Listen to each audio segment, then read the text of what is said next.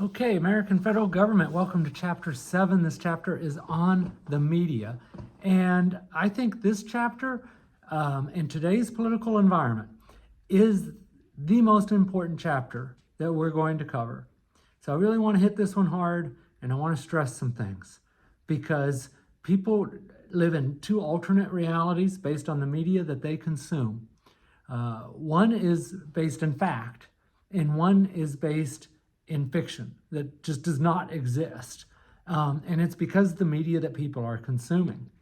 So, whatever we learn about an American federal government, the most important thing for you to know is where to get trustworthy sources. So, first and foremost, the media is not the enemy of the people. That's what actually Joseph Stalin had said. That's what dictators say. Because one of the key strategies of dictators and people that want to obtain power is to get you to distrust everyone but them. And so they'll say, don't trust the media. They're lying to you. They're all lying. And you hear this again and again. And nowhere is this more evident than with Donald Trump. He's been the one that has promoted all of these election lies and conspiracies that people buy into. In some of the media, some of the news outlets, especially in social media, with so many sources, people believe and they buy into this. That's why they stormed the Capitol on January 6th. There's still fully at least 30 to 40% of Americans who believe that the election was stolen, and it's simply not true.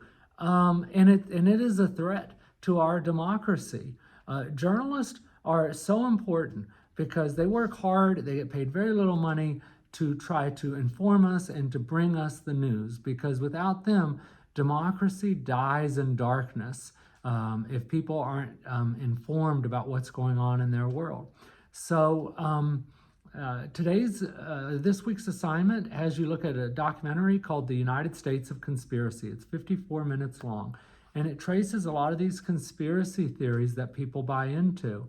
And it goes, Alex Jones is someone that's a key part of this. He had to pay a $1 billion lawsuit to the victims of Sandy Hook because he said that that was a false flag and those kids were actors and that they weren't really killed. It was horrible, terrible things that was said. And Alex Jones then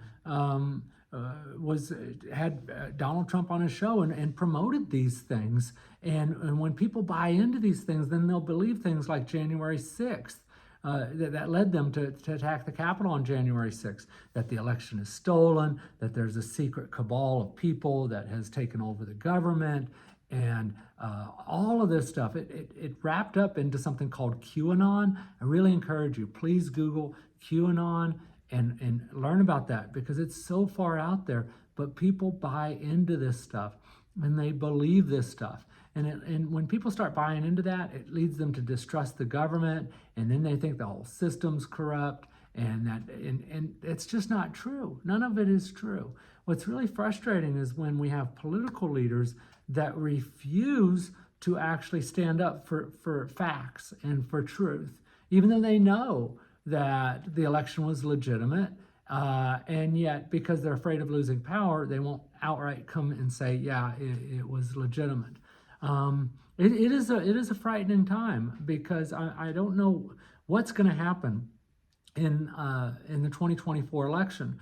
And one thing I do know is, regardless of who wins the election, and right now it is a toss-up between Biden and Trump, but there's going to be a substantial number of Americans that will not believe the results of the election. And that's scary. We haven't had that. 2020 was the first time we had that because of Trump sowing this doubt into the election. And he's already begun sowing doubt in 2024 and saying the only way I can lose is if it's stolen. And so he's laying those seeds. And so what's going to happen, if he were to lose, then having had January 6th already, and you have so many Americans that are going to say, oh, it was stolen from us. And if you believe that, then you no longer believe in democracy because you believe it's been stolen from you. And then you feel that it is right to engage in violence. And that is an extremely dangerous path to go down, and it's an extremely frightening path. So as you look and you study this chapter on the media, I want you to consider that, because no matter how much I try to stress this, in knowing where your facts are coming from, I get students that they just buy whole heart into this, and they believe all of this, and it's impossible for me sometimes to convince them otherwise. So your good sources, I read newspapers, and I watch PBS and NPR. I try to stay away from cable news. Cable news is sensationalistic. Even if some of it is accurate reporting, they're going to stress things to frighten you, because, and this is a key point, okay? Key point here. The chief objective of cable news is not to inform you. The chief objective of cable news is to make money. And the best way to make money is to provoke strong emotions from you, because then you'll watch. If you have people actually debating policy and things like that, boring, change the channel. But if you're talking about how America is being taken over, that people are being raped and murdered, and you have people yelling at each other, and then everybody's like, oh, and then they all have this alternate reality.